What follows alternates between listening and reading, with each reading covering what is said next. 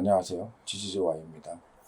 오늘은 면양기지 이야기를 한번 해보려고 합니다. 먼저 말씀드릴 것은 저는 아직 면양기지를 직접 가보지 않았습니다. 이유가 있습니다. 면양기지는 지난해 12월 29일 임시 개장을 했지만 아직 정식 개장을 하지 않았고 방사장 역시 일부만 공개되어 있는 상태입니다. 그래서 저는 조금 더 시설이 완성된 다음 직접 가보려고 합니다. 오늘은 조금 멀리서 면양기지를 한번 보려고 합니다. 면양기지는 앞으로 어떤 방향으로 가려고 하는 것일까? 이들이 추구하는 것은 무엇일까? 이 질문부터 시작해 보겠습니다. 먼저 중국의 판다 기지를 크게 한번 나눠보겠습니다. 중국 자이언트 판다 보호연구센터에는 비펑샤, 선수핑, 두장현 등의 기지가 있고 여기에 새롭게 면양기지가 추가됐습니다. 한편 청도에는 별도로 청도 판다 기지가 있습니다. 청두기지와 중국 자이언트 판다 보호연구센터의 기존 기지들은 출발점과 성격이 조금 다릅니다. 청두기지는 청두동물원의 판다 사육 시설을 기반으로 발전해 온 것입니다. 지금은 연구와 번식은 물론이고 세계적인 관광지 역할까지 하고 있습니다. 반면 비펑샤나 선수핑 같은 기존 기지들은 전통적으로 야생 자이언트 판다의 서식지 보호와 보전, 연구라는 정체성이 훨씬 강합니다.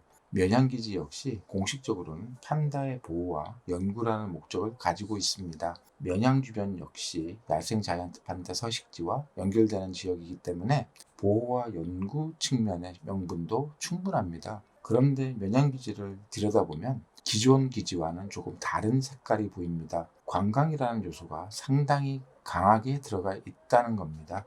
물론 판다 연구시설과 관광이 결합되는 것 자체가 새로운 일은 아닙니다. 이미 청두에서 성공한 모델이 있기 때문입니다.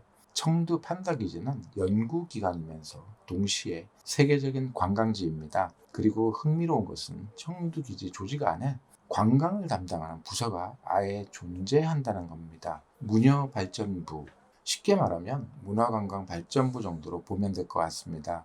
이 부서는 판다를 활용한 교육관광을 비롯해서 조경과 기반시설, 환경위생, 정보와 관리 등 관광객과 밀접한 기능을 담당합니다. 즉 청두는 관광 기능을 기지 내부 조직 안에 두고 있습니다. 그렇다면 면양은 어떨까요? 면양은 조금 다른 방식을 선택했습니다.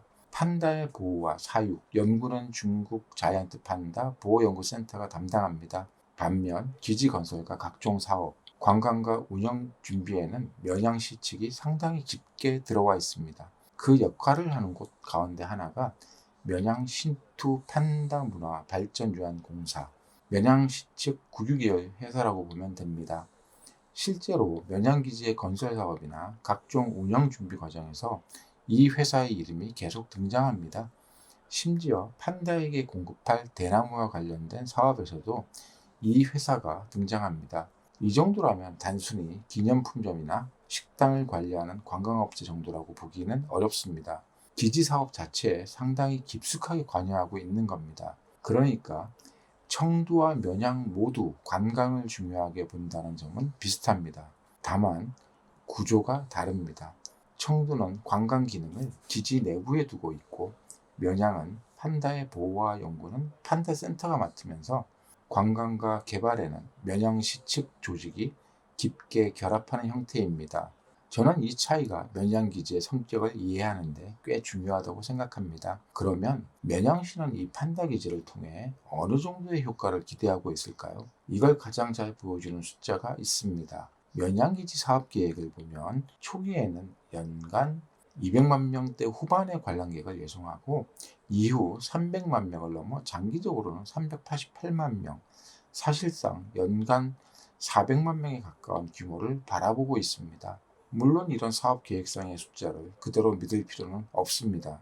대규모 사업은 투자와 자금 조달이 필요하기 때문에 예상 이용객을 어느 정도 공격적으로 잡을 수 있습니다. 그래서 정말 매년 정확히 388만 명이 오느냐, 지금 단계에서 중요한 것은 아니라고 생각합니다.